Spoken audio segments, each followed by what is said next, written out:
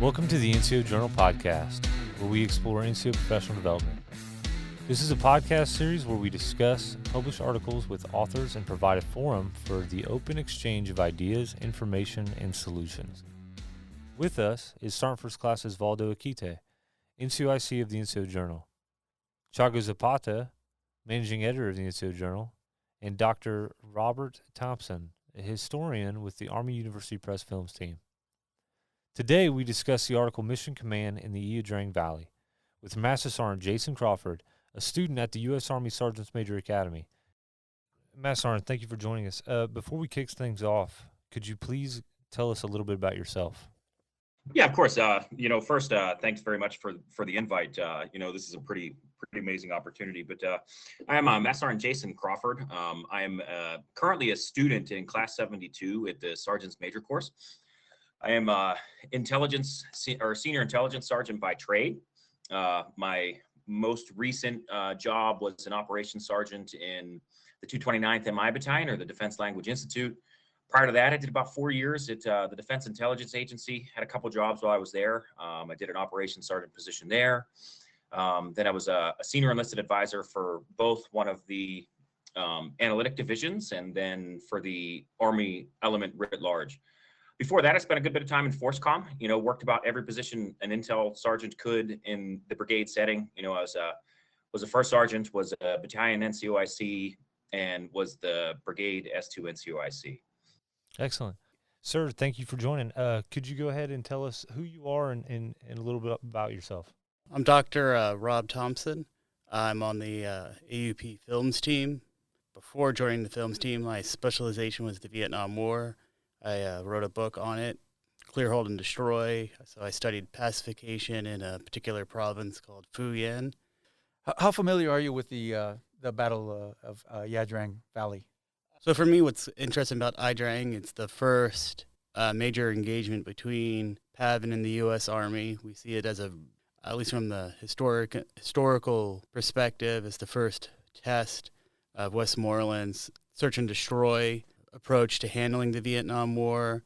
Both sides see it as a victory. If you see We Were Soldiers and you see a lot of the coverage of it, we tend to think of it as this monumental U.S. victory, but the North Vietnamese saw it as also a victory for their approach to handling the war, that they could go toe-to-toe with the U.S. and come out intact, that their army wasn't completely destroyed.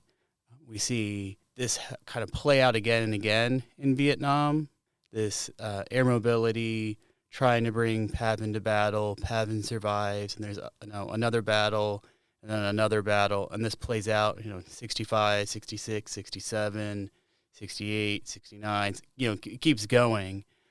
So that's what's interesting as far as like Mission Command goes, how Moore kind of like cements his legacy right there and then with fighting like one of the toughest battles. So it's pretty intense. There's a lot of stuff that happens there that becomes quite attached to the Vietnam War. We got I believe the first Arclight raid. He has to call Broken Arrow when he thinks he's going to be overrun. We have two totally different battles at two totally different landing zones. So there's a lot of different things the lower you get that are happening totally differently, but yet they're all trying to achieve the same end result, and that's trying to enact Westmoreland's approach to get the enemy to battle and just destroy them. Master, can you please give us a brief description of what the article is about? Yeah, of course. So this article takes a look at Mission Command. Mission Command is one of those things that we like to think is a buzzword, but it's really not. Mission Command plays a very, very important role in the success of operations writ large. So what the article does is it tries to use a case study or an example of of how Mission Command unfolds on the battlefield and some of the things that need to happen to support Mission Command. And then it discusses a little bit of what might have happened had Mission Command principles not been followed. What inspired you to write this article? So I think the main inspiration for this article is, taking a look at how can leaders at the organizational level down to the tactical level ensure they're doing what they need to do to preserve the force and accomplish the mission. And when you think about Army operations, it really does all start with mission command. It all starts with that capacity to command and control troops on the battlefield. And I think with the time we're in right now, kind of transitioning from 20 years of COIN, where we were used to one style of mission command and we were used to one style of fight, moving into this more high intensity conflict, this unified land operations, we really, I think, need to shift the focus a lot on what our training is and how mission command is going to function in a near peer battlefield. Now speaking of mission command, mission command is mainly an officer's responsibility.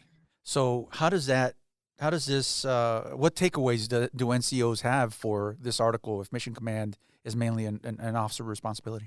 Yeah, well, I think a lot of people say mission command's an officer's responsibility. I would counter with mission command really is a leader's responsibility and every soldier responsibility, because each soldier has a little bit of onus on holding up their end of the bargain when it comes to mission command. Because if we're not, the commander's going to move to a more authoritative style of leadership, which is what we don't want. It's not going to get lasting results. It's not going to get commitment. So where the NCO comes in, I think a lot is when you think an NCO, what does an NCO do? They monitor training, they conduct training, and then they make sure things are resourced. So, from the sergeant major down, the sergeant major needs to understand what that commander's intent is, and that's one of the principles of mission command, and then help vocalize and verbalize that across the force, because they have that experience and they're usually going to be the closest individual to the commander and kind of have the ability to see inside what that commander's thinking. And then after that, they need to go, conduct some training assessments, find out, is the training being conducted leading to the commander's plan? Is it building competence? And are we getting after those mission essential tasks that are going to build us that competence and the ability for the commander to accept a little bit of risk with junior leaders leading the way in certain parts of the fight? And then lastly, I think, a sergeant major, a first sergeant, a platoon sergeant, a big part of it is making sure you're resourced, making sure you can do the training that you're supposed to be doing. And if you're not, speaking up. And that's going to build that trust that you're going to need later on. Sounded like you were kind of hinting at competence being kind of like the baseline for a lot of these other principles, because with competence, commanders can trust their units more, can delegate more, can accept risk a little bit more, knowing how well their forces are trained or how capable they are. So, can you talk a little bit about how important competence is before heading out to a mission, maybe during the train-up phase? Oh, no, absolutely. Like, I think you said it exactly right. Competence is the cornerstone of mission command. If the commander doesn't trust in the capability or the expertise of the individual soldiers or the teams or the squads or the platoons, they're not going to be able to exercise that mission command. There probably won't be a shared understanding, and there definitely won't be mutual trust that will lead to that risk acceptance. So I think the Army does this part really well, right? We start with individual training, then we move to squad or crew training, and then we move into company level training and larger and larger and larger. And each time we're being validated. So there is somebody coming out and measuring the level of competence of that mission or that size of troops to see if they're ready to move on to the next step. So it's important to always take all of those training events serious and practice how you fight, because you're showing your commander you can do what it is they need you to do. And I think I like to draw a connection to sports a lot, because I think that's very easy for folks to understand sometimes. So you think about it, think of the coach as like your commander, and then think of the quarterback as one of your company commanders, right? If the quarterback isn't very competent when it comes to knowing how to read a defense or understanding situational football, they're not going to have as much opportunity to call audibles at the line of scrimmage. But if in practice they're showing they can read that defense, they're showing they can see something, or they're showing they know where a hot read's at, that offensive coordinator or that head coach is going to give them every opportunity to call an audible.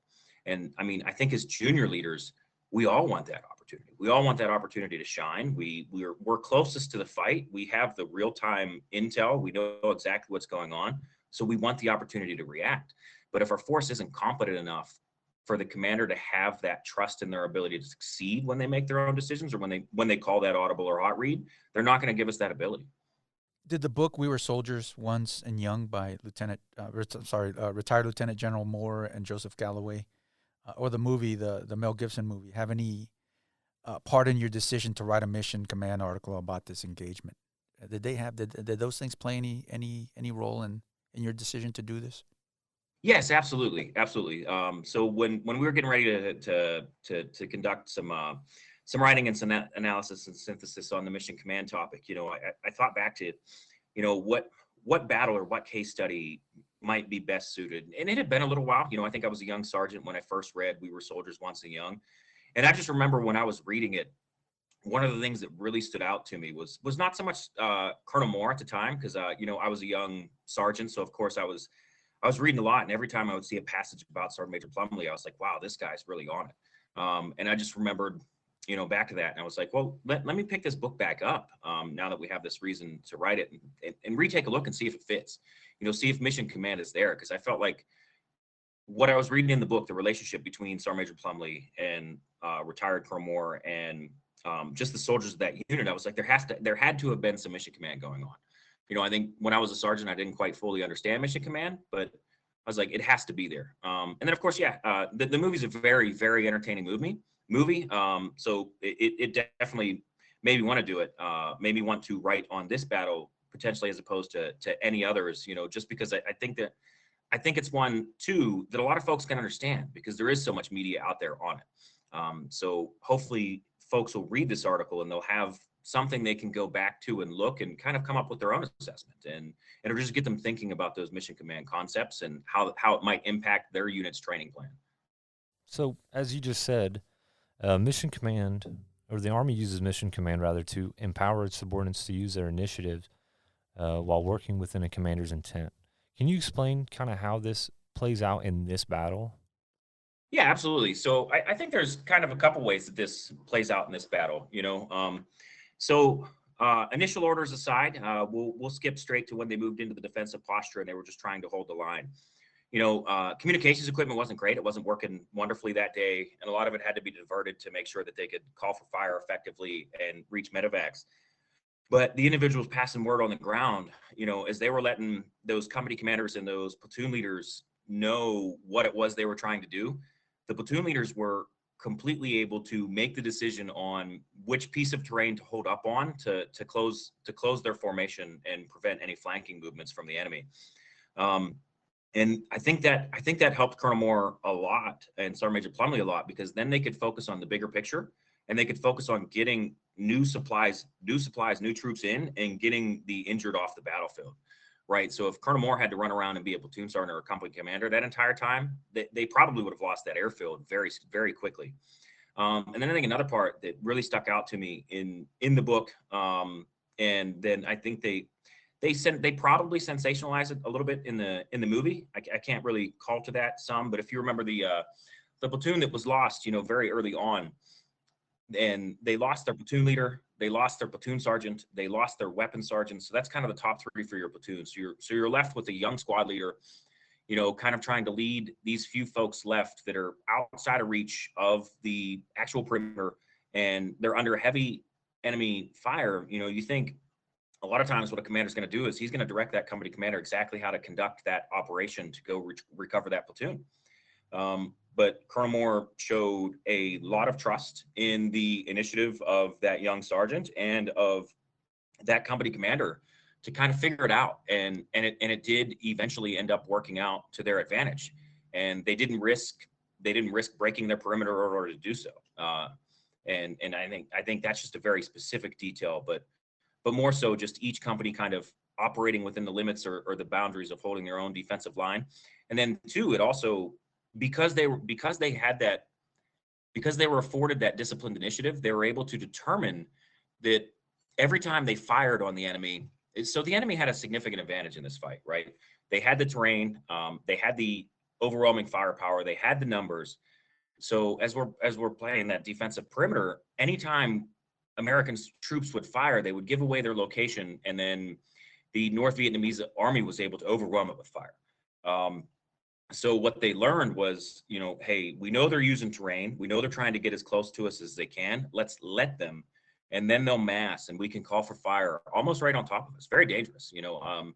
They probably had to receive some form of approval to break some fire protection measures, and control measures, but it ended up working out. And I think if Colonel Moore was trying to command that entire fight by himself, they probably don't figure that out, and they probably suffer a lot more casualties. You mentioned in your article how important communication is, and you also mentioned just a few minutes ago about fighting with near peer competitors, in the future, and how, I see a couple parallels here about how this fight was with lack of communication systems, lack of visibility, and having to lose so many people, so many leadership positions early on in the fight, how that might compare to how we're going to have fights in the future. So, I mean, can you talk a little bit about why mission command, understanding mission command is so important for young sergeants to realize, because it's going to be something that we might have to face in the future. No, you're absolutely right. And I'll start this by going back to the movie. So if anybody that's seen the movie, again, there's no true reference to this in the book that I could find. But if you go back to the movie, I actually think it's a really good scene. So it's early on, right after Colonel Moore and Sergeant Major Plumley took command and they started running their training, and they were designated as an air mobile unit. Think of them as today's air cav. And they were conducting air assault operations, and they were seeming to get pretty good. The platoon leader was jumping out of the bird just fine, and they were setting up their defensive posture and establishing security right away. And then Sergeant Major Plumley just ran over and he's like, you know what, PL, platoon sergeant, you're dead. Sergeant, you're in charge. What do you do? And he just looked dumbfounded. He just absolutely looked like, I have no idea.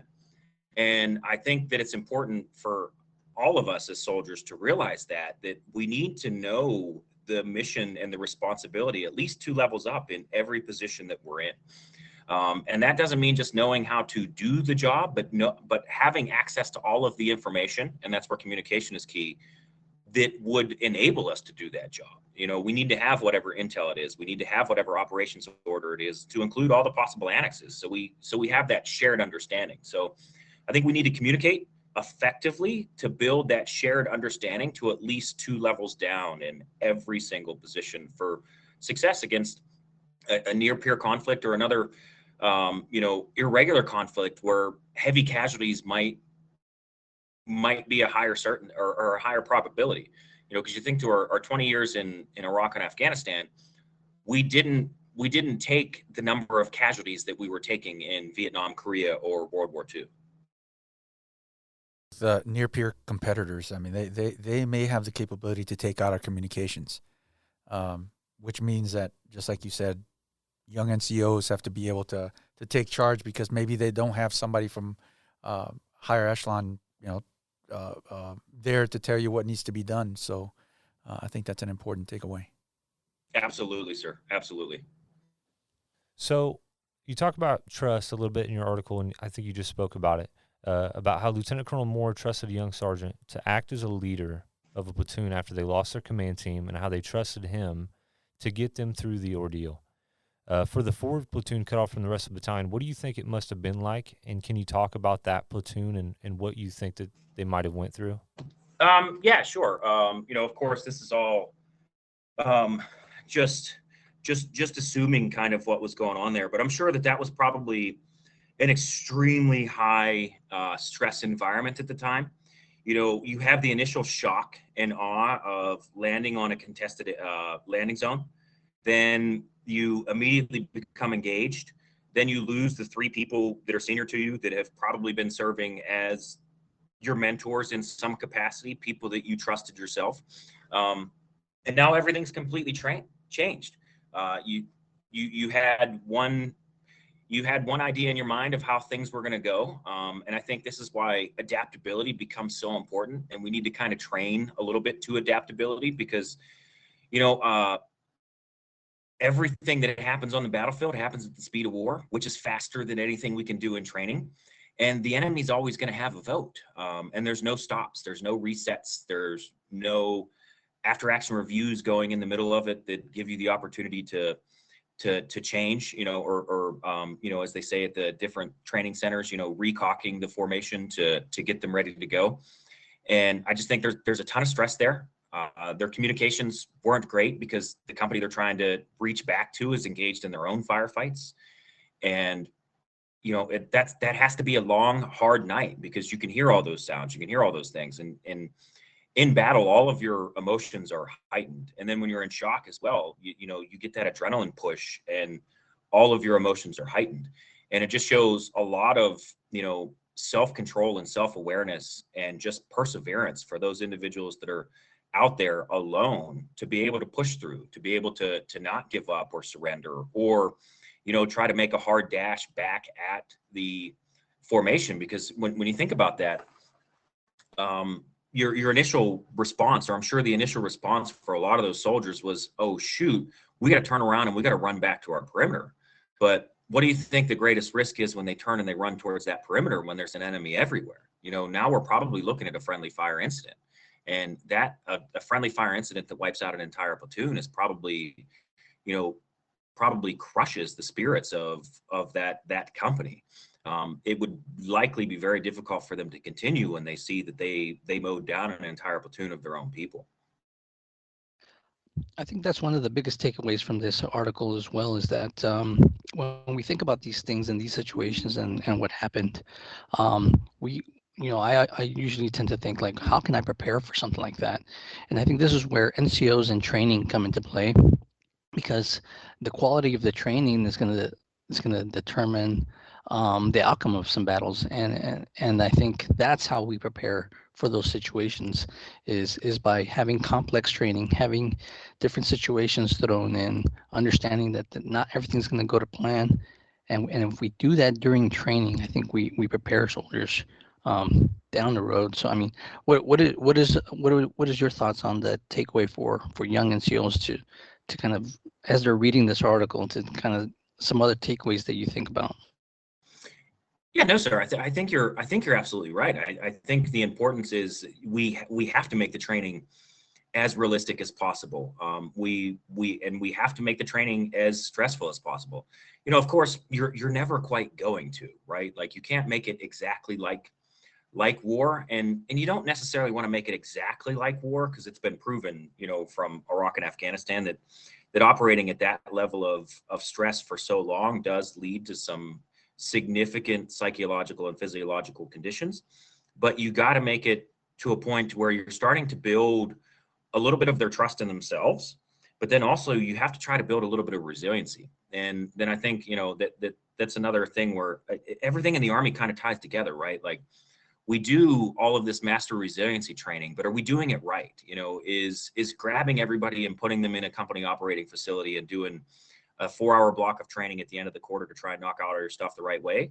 Or should we be doing MRT training, during our training events when it's going to get the most bang for the buck, where you can get it to where a soldier directly connects the activating event to how they need to respond to that activating event and build that resilience so that they have better faith in themselves when it comes time that they're put in that high pressure situation. And because you want everybody to respond the right way or in the right manner. One of the things you talked about was that Lieutenant Colonel Moore maintained responsibility for the situation and didn't blame either the bad intel or the actions of his team or their actions, that is, on what happened, on some of the difficulties and challenges they had, the hardships. It's a pretty powerful thing. Can you elaborate a little bit on this? Can you talk a little bit on that as far as taking that responsibility? I guess you could always take it back to the president, who had the little quote on his desk that says the buck stops here. Yeah, no, you're absolutely right, and I think that's a good point. That the buck does stop here when it comes to being a good leader. And I think Colonel Moore shows what style of a leader is going to achieve the best results. And if you look at everything that he did take that responsibility for what was going on. And then I'll just point out another thing that I'm not sure I'm not sure if I put it in the article or not, but on multiple occasions, he was requested to leave the battlefield, and he absolutely refused. And I think that says a lot about who Colonel Moore was as a leader. And I think that shows, because when we say it, when we talk trust in mission command, we talk mutual trust. So that's not just the commander trusting the formation to do the right thing. That's the formation trusting the commander to do the right thing.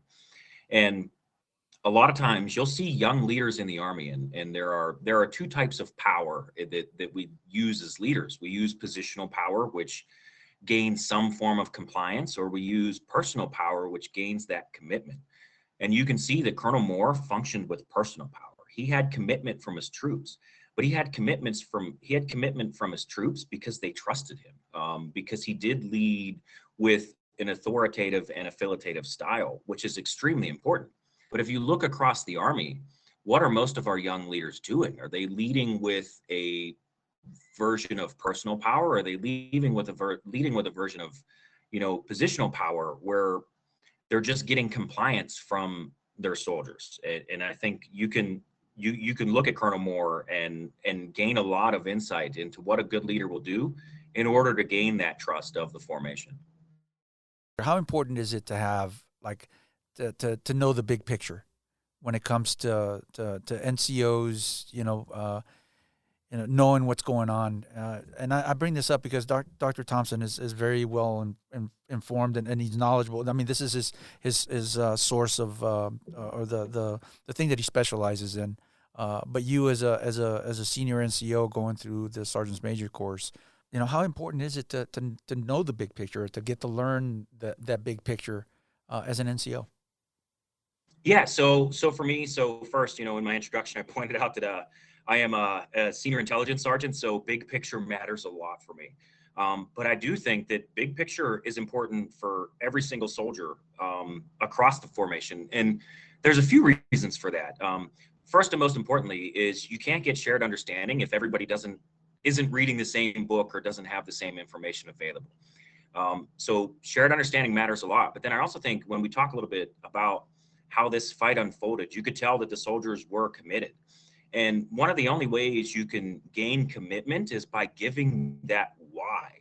And soldiers won't understand the why if they don't understand the big picture.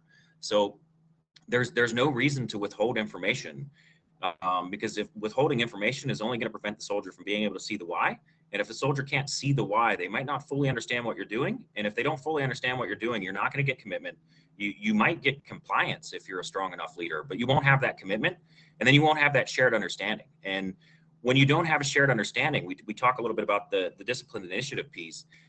Disciplined initiative requires a little bit of innovation, and you can't innovate if you don't know everything about what's going on, or you can't accurately innovate. So you might apply some initiative in an area that's counterproductive because you don't understand the bigger picture. You don't understand what is there, what's in front of you, or what's going on in the deep fight.